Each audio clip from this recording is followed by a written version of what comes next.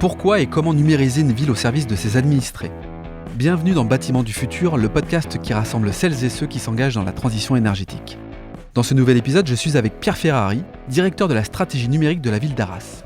Il nous partage sa vision de la Smart City de demain et nous explique les grands enjeux de la digitalisation à grande échelle. Accompagner les citoyens dans leur intégration de nouveaux outils au service de leur confort et du développement durable, c'est la clé de cet épisode. Bâtiments du futur, un format proposé par Schneider Electric. Bonjour Pierre. Bonjour Laurent. Pierre, merci de m'accueillir ici, au cœur d'Arras, et plus particulièrement dans sa mairie. Alors, vous êtes le directeur de la stratégie numérique de la ville d'Arras, 42 000 habitants.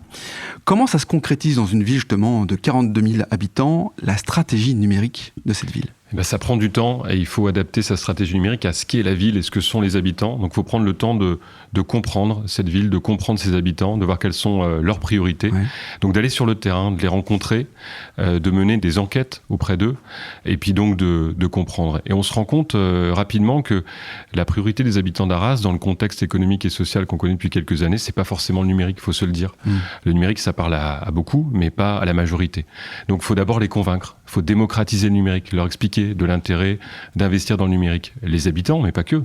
Les agents de la collectivité, les élus qui votent les budgets. Le maire d'Arras a créé cette direction il y a 3 ans du numérique. C'était pas le cas dans toutes les collectivités. D'ailleurs, il y en a encore peu aujourd'hui qui ont ces directions du numérique. Donc il a fallu convaincre en expliquant d'abord aux élus l'intérêt d'investir financièrement et humainement dans le numérique. Oui, parce qu'il y a le numérique qu'on utilise tous les jours avec son téléphone, les réseaux sociaux, et puis il y a le numérique que la ville peut mettre à disposition pour en faire ce qu'on appelle une Smart City. C'est un peu ça ? C'est exactement ça. Et donc le terme de Smart City, par exemple, je reprends sur les habitants, ne parle pas forcément de notre population, donc on a fait évoluer ce terme.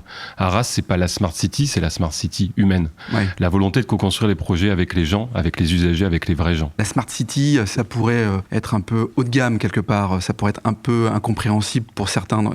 Il faut être un peu terre à terre, j'ai l'impression. Et finalement, Smart City, c'est quoi pour la ville d'Arras ?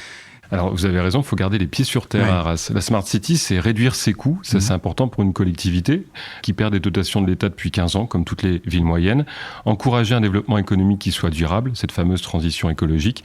Et puis, évidemment, in fine, améliorer la qualité de vie des habitants. Voilà les objectifs de la ville d'Arras.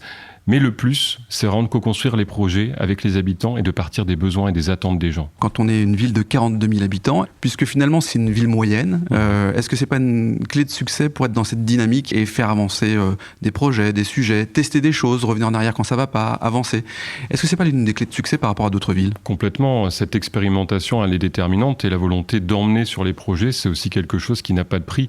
Quand on comprend les problématiques des gens, qu'on construit les outils avec eux, finalement ils adhèrent au projet. Quand on leur impose les projets, ils ne peuvent pas les comprendre. Ouais, ça marche pas. Donc faire comprendre, co-construire avec les habitants, c'est l'une des clés de succès. Pierre, on évoquait la Smart City, mais il y a d'autres choses. La Smart Data, le digital est composé de termes anglophones qui sont nombreux.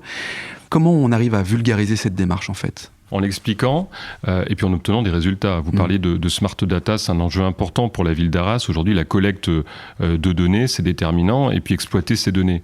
On a mis en place un observatoire de la data aujourd'hui à Arras qui s'appelle Vasco. C'est un outil qui a été cofinancé par la Banque des Territoires, le bras armé de l'État, le financeur de l'État pour les villes moyennes.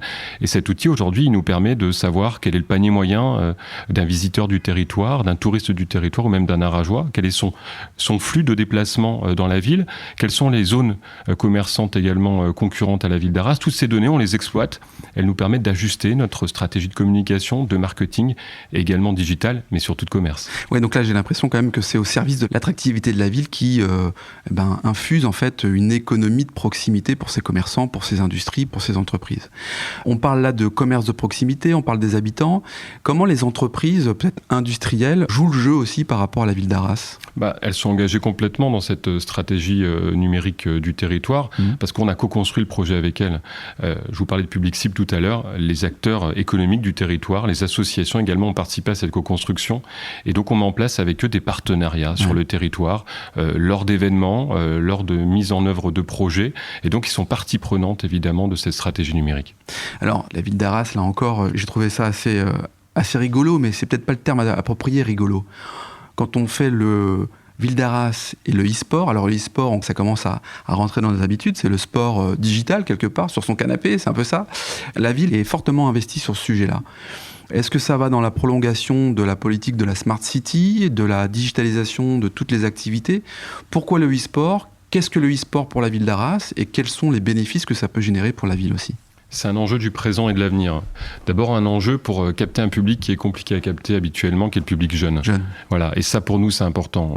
Ils ont du mal à se connecter à l'institution. Le e-sport nous permet de nous connecter à eux et de faire passer des messages de prévention sur la malbouffe, sur les écrans, sur l'isolement. Et puis évidemment, c'est un superbe outil d'attractivité. On a une team e-sport. On est l'une des seules villes en France, en termes de collectivité, avec la métropole de Nantes, à avoir notre propre équipe qui se déplace partout en France, qui nous représente, qui a un beau maillot, qui obtient des résultats et qui valorise la ville d'Arras. C'est quelque chose d'exceptionnel. Ah oui, c'est marrant parce qu'on parle de e-sport, mais on n'est pas sur son canapé comme j'ai pu le dire. En fait, on se déplace. C'est-à-dire qu'il y a une équipe qui se déplace dans une ville, qui confronte une autre équipe, mais par intermédiaire d'écran. C'est bien ça le sujet. Oui, c'est bien ça. Sur divers sports, on parle notamment de FIFA, mais d'autres sports. Et c'est vrai que c'est pas seulement rester chez soi. D'ailleurs, c'est pas le but. Le but, c'est de sortir ces jeunes de chez eux. On a mis à disposition un local dans lequel ils s'entraînent. On leur verse également une subvention, on met les moyens également pour accompagner cette équipe humainement. Il y a un vrai enjeu. Au milieu de tout ça, on a aussi un sujet autour du développement durable. J'imagine que le digital, quand on parle de Smart City, une nouvelle façon de penser la ville, se comporter au quotidien, la transformation d'une ville passe aussi par l'économie durable. Comment la ville d'Arras arrive à associer les deux, la Smart City et le développement durable ? Au travers d'un axe de sobriété numérique. La volonté pour nous d'unir transition numérique et transition écologique, elles sont souvent opposées, on a souhaité les rassembler dans cet axe, au travers notamment de sensibilisation, d'éco-gestes, de projets d'économie d'énergie. Tous les projets aujourd'hui numériques de la ville d'Arras sont validés par cet axe de sobriété numérique. Il y a des ajustements parfois qui sont faits. Actuellement, on développe le Wi-Fi gratuit sur la ville d'Arras. Suite à des échanges avec la sobriété numérique, cet axe déterminant, on a décidé de couper au bout d'une heure le Wi-Fi gratuit sur la ville d'Arras pour évidemment favoriser l'économie d'énergie, puisque le Wi-Fi est consommateur d'énergie. Oui, tout à fait. Tout ça, c'est au service de la ville. Tout ça, c'est pour améliorer la qualité de vie de ses habitants. Qu'est-ce qu'ils disent les habitants ? Parce que j'imagine que vous les rencontrez régulièrement sur la place d'Arras. Finalement, ils sont conscients de tout ça ou ça rentre dans des habitudes qui progressivement fait que cette transformation est en train de se mettre en place assez facilement pour les habitants de la ville d'Arras ? C'est une transition qui est comprise parce qu'on les emmène sur ce projet-là. On les emmène dans l'axe d'inclusion numérique. C'est l'axe le plus important de la ville d'Arras, c'est aller vers et c'est former les habitants du territoire à cette transformation numérique au travers notamment d'ateliers, au travers de formations spécifiques. La ville d'Arras forme 350 Arageois par an à la découverte des usages et des outils numériques. Stratégie qui va être renforcée avec l'arrivée des conseillers numériques financés par l'État. Il y a 4 conseillers numériques qui arrivent à Arras à partir de octobre prochain, qui vont nous permettre de doubler le nombre d'habitants formés aux usages numériques. Oui, parce qu'à vous entendre, si on n'est pas formé aux usages numériques, on est un peu perdu, c'est ça ? Complètement. Et aujourd'hui, une telle accélération de cette transition numérique, évidemment avec le Covid, mais pas que, ça donne une responsabilité supplémentaire aux collectivités, aux services de l'État, et c'est à nous de répondre présent, puisque c'est un service public, et on se doit évidemment de répondre à cette attente des habitants.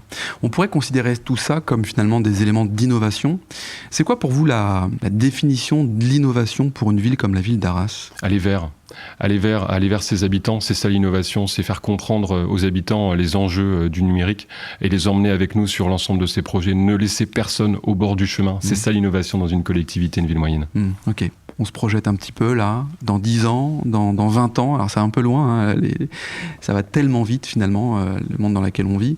Mais comment vous voyez en fait la ville d'Arras dans 10 ans ? Est-ce que vous la voyez tout digital ? Est-ce que vous la voyez d'une autre manière, beaucoup plus sobre ? Enfin, c'est quoi votre vision par rapport à ça ? Alors surtout pas tout digital, ça correspondrait pas à ce qu'est la ville, à sa philosophie.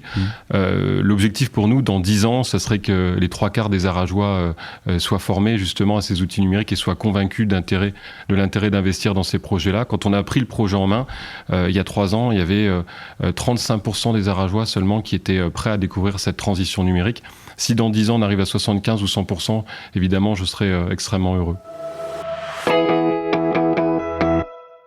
Dans une ville aussi comme celle d'Arras, la santé, puis ça concerne évidemment tous les Français, la santé est centrale, surtout avec ce qu'on vit aujourd'hui.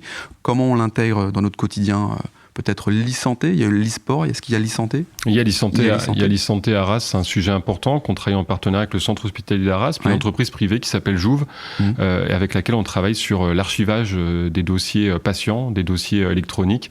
C'est un enjeu important de la collectivité à l'échelle de la communauté urbaine d'Arras, et c'est un enjeu qui est indispensable aujourd'hui pour les centres hospitaliers. Et donc, on participe à ce projet d'archivage de données. Donc l'e-santé, si je comprends bien, c'est pour archiver finalement les informations et les centraliser à un endroit bien précis pour retrouver assez facilement les dossiers des patients. Voilà, les dossiers médicaux des patients qui représentent une masse de données extrêmement importante. Ok. Ces éléments-là, comment fait-on pour rassurer justement la population quant à l'inexploitation finalement de ces données de santé ? On est en France, donc il y a des règles très strictes qui s'appliquent dans le cadre du RGPD, Règlement général de la protection des données, également de la CNIL, et la ville d'Arras, la communauté urbaine et l'ensemble des collectivités qui travaillent à nos côtés, institutions, respectent à la lettre cette réglementation des données.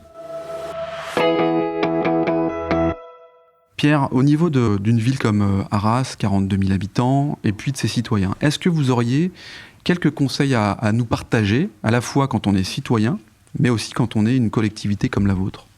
Appuyer cette conduite du changement, emmener, convaincre les agents de la collectivité de l'intérêt d'investir dans cette conduite du changement au travers d'un management qui soit de plus en plus agile et adapté à leurs besoins et à leurs attentes. Ne pas brusquer, emmener, prendre le temps et ne pas se précipiter.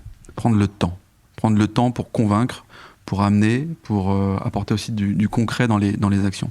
Et pour les citoyens, quand on est finalement habitant d'une collectivité et qu'on voit sa ville se transformer, quels seraient les conseils qu'on pourrait donner auprès d'un citoyen pour peut-être accepter ou aborder la notion de digitalisation, de transformation de sa ville ?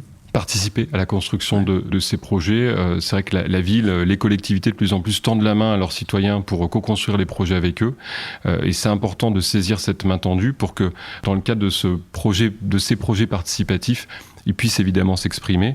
Et puis c'est également leur faire prendre conscience que le virage numérique, il faut le prendre aujourd'hui. Parce que si on ne le prend pas aujourd'hui, on prendra du retard demain. Très bien.